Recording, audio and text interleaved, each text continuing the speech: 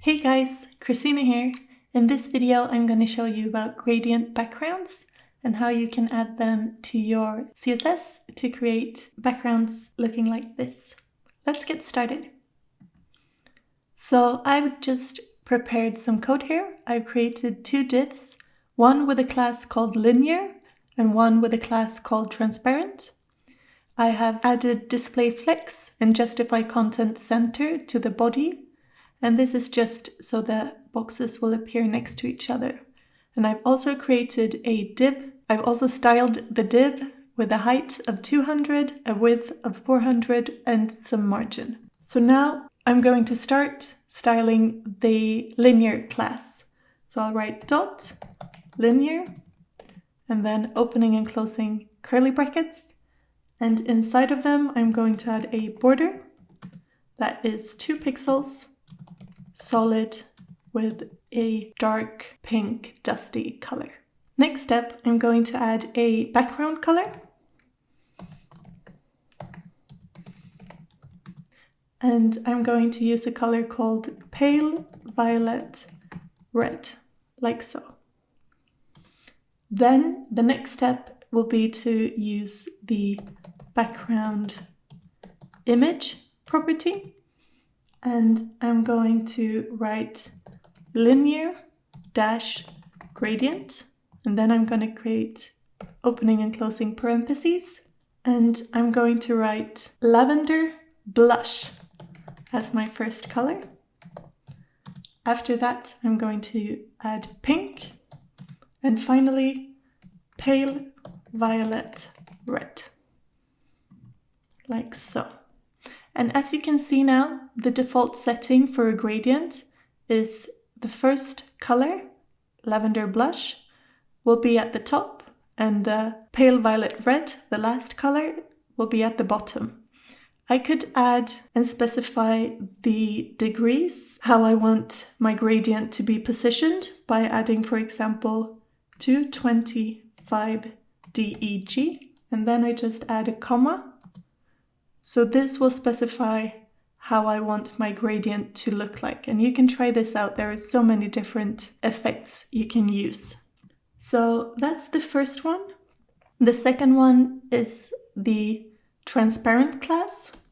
So now I'm going to do that one. So I'll just write dot transparent and then opening and closing curly brackets. And then I'll start same way with a border of 2 pixels, solid with a color called 14999C. So I get this dark turquoise. Next step, I'm going to add a background. And in this case, I'll add the same background as the color on the background outside of the container, and that is white. So I'll write like so to create the white color. And then I'm going to add the background image just the same way as before. And I'm going to write again, linear gradient. And then I'll write linear gradient and then opening and closing parentheses. And I'll start with a color that is 00 CET 1, like so. And if I add 2 zeros at the end, that means that the color is going to be completely transparent. And then I'll add a comma. And the next color I'm going to use is the same color. So I'm going to copy that and I'm going to add it. But at the end, I'm going to write no double zeros, nothing like that. I'll just the regular color. And then I'm going to add the color one more time, but now I'm going to write 2 double zeros at the end again. So as you can see here, what's happening is the color at the end, there it will be completely transparent, and in the middle, it's completely opaque. So I could, for example, write 50 instead of double zeros, and then you see it's still darker in the middle, but you can't see it as clearly as when I had 2 zeros at the end. So if you want to make your color more transparent, you can use these. So 2 zeros will be completely transparent and 99 will be as close to opaque as you can get. And if you remove them, it will be completely opaque. There are a few different types of gradients. I can change this to radial. And then you see I get a circular gradient instead.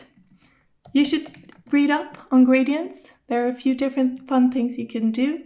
Maybe you can try out to add transparent gradients on top of each other to make colors blend and see what happens. I hope you'll have fun with gradients. Good luck, guys. Bye!